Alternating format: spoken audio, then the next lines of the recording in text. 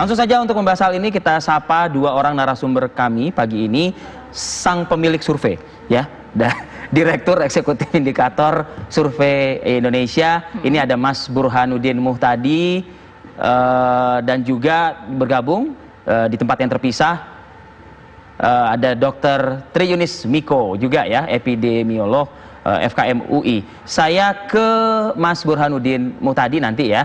Ini kita juga mengajak masyarakat untuk ikut berpartisipasi, untuk menghubungi kami. Ada nomor telepon yang bisa Anda hubungi di layar kaca. Nah, ini nomor telepon interaktifnya ya, Vi. Saya bantu sebutkan 021-461-0322. Nah, ini ada gambaran mengenai kebijakan pembatasan sosial berskala besar di Indonesia yang hasil dari survei menyebutkan bahwa masyarakat lebih memilih untuk di stop aja. Di stop aja. Tapi kalau kita trace back atau kita mundur ke belakang, ya. Itu ada bulan Mei, ada Juli ya. Di bulan Mei sih cukup tinggi tadi, minta dilanjutkan gitu, karena memang mungkin Mei itu sedang masih cukup tinggi dan gawat-gawatnya, takut-takutnya gitu lah ibaratnya ya kan. Nah, cuman agak sedikit berubah ketika di bulan Julinya begitu ya. Nah, ini karena mungkin masyarakat sudah merasakan khususnya untuk di rumah nggak bekerja, pemasukan juga nggak bekerja, kemudian pemasukan berkurang, bener Vi. Oke, kita coba tanya ya, kita sapa nih yang punya survei. Assalamualaikum, Mas Burhanuddin. Waalaikumsalam warahmatullahi wabarakatuh. Mas, untuk konteks fokus ke PSBB, Mas, ini mungkin bisa dijelaskan nih metodologinya dan caranya kemarin.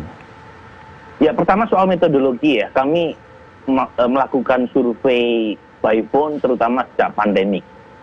Jadi kami punya survei face to face sebagai baseline di Februari 2020.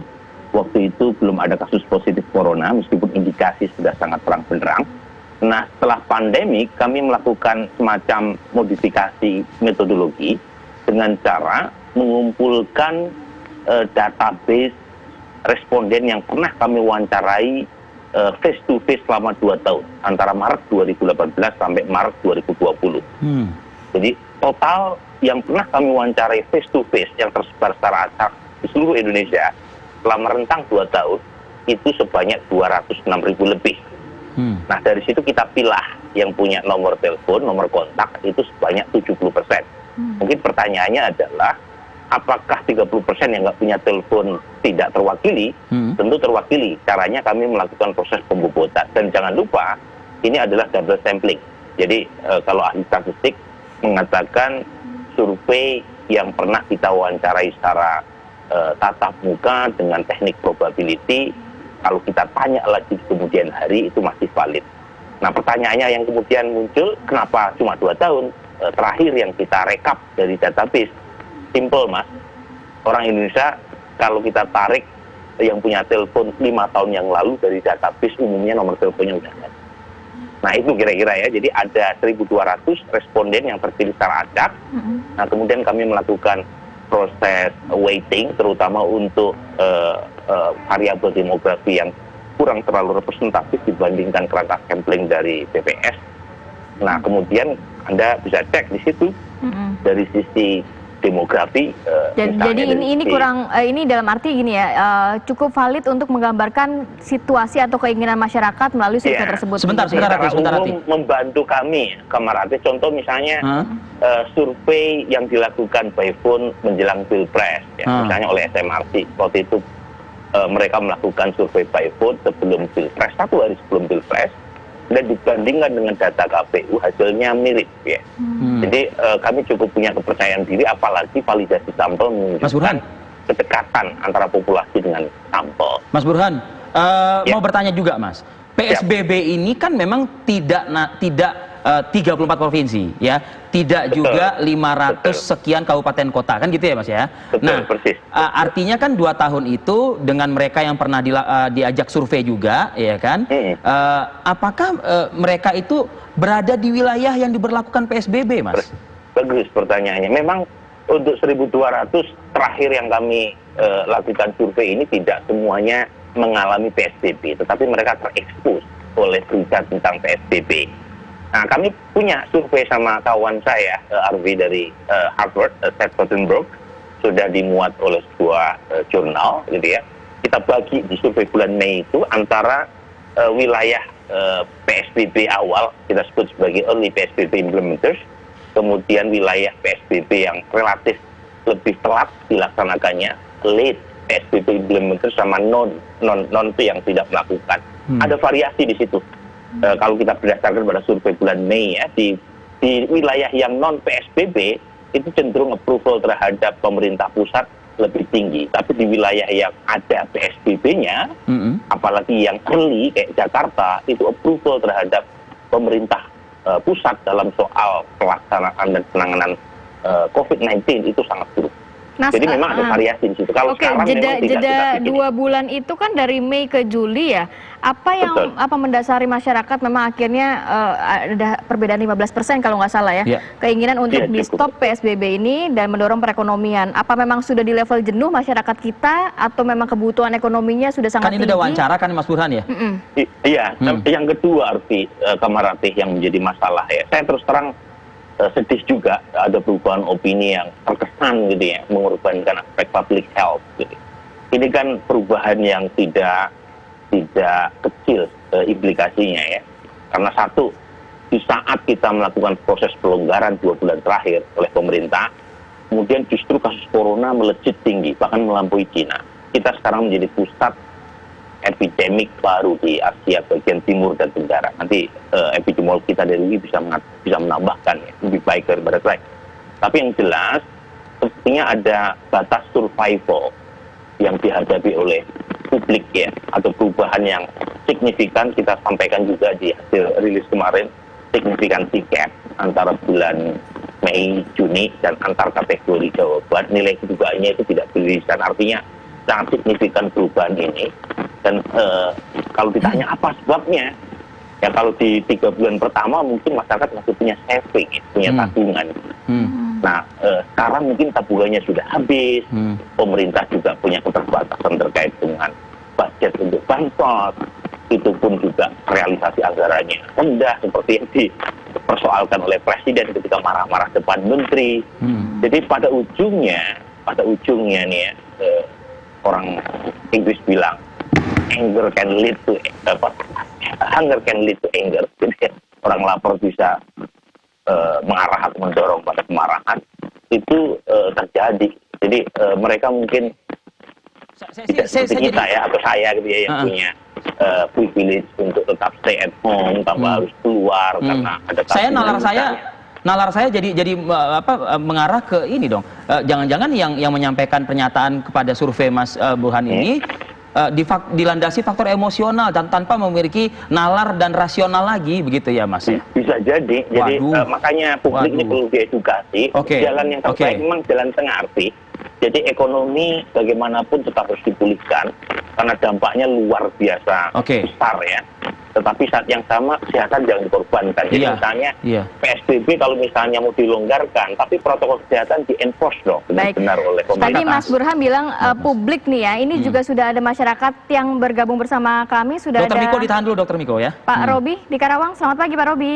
Selamat pagi, sehat selalu. Ini setuju PSBB dihentikan atau tetap lanjut begitu, Pak Robi? Kalau saya sih persepsinya lihat data dan jumlah persebaran populasi saat ini, menurut saya PSBB ini sudah tidak efektif lagi mengendalikan angka COVID-19 di Indonesia. Menurut saya ujung-ujungnya hanya imunitas internal dan eksternal serta vaksin aja yang bisa ngejawab. Jadi menurut saya PSBB udah sangat tidak efektif lagi dan dikembalikan lagi sistem imun. Jadi menurut saya pemerintah juga harus segera antisipasi nih gimana baiknya, karena lihat dari social culture kayaknya PSBB yang transisi yang diulang juga tidak efektif juga baik dari mengendalikan angka populasi maupun secara finansial. Mas Robi, makasih Mas, hebat banget nih masukannya ya Mas dari Karawang, Jawa Barat. Saya langsung ke Dokter Miko. Dokter Miko, apa tanggapan Anda, dokter? Tadi Mas Burhanuddin sudah menjelaskan latar belakang survei dan juga bukan kesimpulan lah, mungkin sampai detik ini ya masukannya seperti itu untuk pemerintah. Ya kalau kesehatan tidak ada tawar-menawar, tidak harus memperlihatkan apa yang mau di masyarakat begitu. Jadi kalau masyarakat sakit, kita harus melakukan sesuatu, kita harus lakukan. Coba bayangkan masyarakat sakit saya mau dirawat di puskesmas atau saya mau tidak dirawat, ya itu pilihan dia untuk tidak sembuh atau sembuh. Jadi pada kondisi wabah ini diatur oleh undang-undang wabah. Kemudian kalau ada wabah, pemerintah bertanggung jawab terhadap penanggulangannya. Jadi apa yang harus dilakukan ya sesuai dengan apa yang harus dilakukan oleh pemerintah terhadap wabah tersebut. Kalau harus diturunkan melalui 1, 2, 3 harus dilakukan. Tidak ada kata tawar-menawar. Jadi kalau survei di tingkat masyarakat, ya itu salah betul. Karena kalau harusnya dilakukan ini, tapi pemerintah tidak melakukan, itu salah pemerintahnya. Begitu. Jadi harusnya kalau ada wabah COVID, apapun upaya-upaya yang dilakukan adalah menurunkan penyakit wabah COVID itu begitu, di masyarakat. Kalau social distancing harus dilakukan, ya harus dilakukan. Kalau itu harus berat, begitu social distancing harus dilakukan berat. Jadi tidak ada kata tawar-menawar. Tidak ada kata tawar-menawar, Dok. Tapi penjelasan Mas Burhanuddin, indikator tadi, pada saat wawancara, jangan-jangan ya wawancara ini artinya isinya itu berupa emosi begitu ya, bukan lagi nalar yang dikedepankan, tapi emosi karena sudah kepepet, mereka savingnya juga sudah habis. Udahlah, pokoknya PSBB ini harus diakhirkan aja, akhiri aja gitu. Ya, undang-undang kan mengatakan bahwa kalau ada wabah, pemerintah bertanggung jawab dalam penanggulangannya. Itu wabah mengatakan begitu. Kemudian pemerintahnya mana, apa daerah, apakah pusat, itu tergantung. Ya. Nah, kemudian kalau penanggulangannya itu harus ada rumus yang tertentu begitu, wabah apanya. Kalau sekarang wabah COVID, yang pertama harus dilakukan deteksi, harus dilakukan isolasi, harus dilakukan karantina, kemudian harus dilakukan social distancing. Jadi tidak ada kata tidak. Harus dilakukan social distancing. Apakah kemudian kalau PSBB yang kemarin yang transisi, ya di PSBB yang mana nih? Transisi atau yang 1-2? Kalau 1-2 kurang efektif, maka harus dilakukan yang berat, gitu, PSBB berat. Jadi kalau kita mau PSBB berat itu maksudnya lockdown, dokter? Iya, ya hampir sama seperti lockdown gitu. Jadi kalau kita mau efektif di daerah-daerah merah itu yang ada wabahnya, maka harus dilakukan PSBB berat. Undang-undang kita mensyaratkan itu begitu. Dokter Miko, kalau melihat dari hasil surveinya, ini mungkin nggak korelasi dengan tingkat positif di Indonesia yang semakin meningkat, dalam arti masyarakat sudah lebih abai, kemudian akhirnya lebih mementingkan ekonomi, cuek, tetap aktivitas sehari-hari, akhirnya meningkatkan juga pasien positif COVID-19. Kita kan saat ini tahu bahwa Indonesia saat ini sudah melampaui dari negara asal corona ini, Dok. Ya, apapun kemauan masyarakat, kalau undang-undang mengatakan begitu, bahwa kalau ada wabah, maka penanggulangannya dibebankan kepada pemerintah.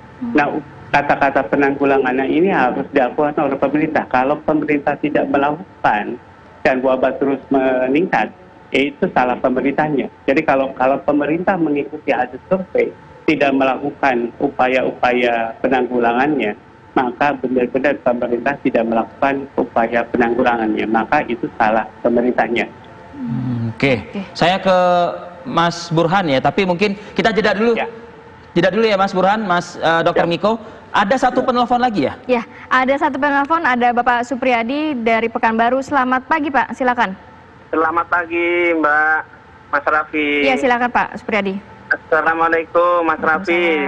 Ya. Titipan. Silakan. Ya, kami dari masyarakat Duri, khususnya Pekanbaru Riau, sangat tidak setuju kalau PSBB diperpanjang. Kalau bisa PSBB ini dihentikan. Kenapa Pak? Kenapa Pak alasannya? Ya, alasan pertama kami mengutamakan ekonomi. Karena ekonomi kita khususnya di Duri ini sangat lumpuh. Kami mewakili minta kepada Bapak Menteri Kesehatan khususnya di pusat Jakarta, tolonglah dihentikanlah kalau bisa PSBB ini. Tapi Pak Supriyadi bisa tertib dan disiplin nggak menggunakan protokol kesehatannya? Insya Allah kalau di Pekanbaru, Turi khususnya, insya Allah tertib. Karena kami menanya dengan orang-orang yang tinggal di perumahan berdekatan di rumah sakit. Baik. Kami yakin bahwa di situ nggak ada orang yang kena corona gitu. Poinnya sudah dapat nih Pak Supriyadi ya. Kita jangan takabur dulu Pak Supri ya. Mudah-mudahan sehat walafiat lah masyarakat Duri, masyarakat Pekanbaru semua. Gitu. Terima kasih Pak Supriyadi atas sama-sama partisipasinya. Kita jeda dulu ya. Masih bersama Dr. Miko dan juga Mas Burhanuddin Muhtadi. Saat lagi kami akan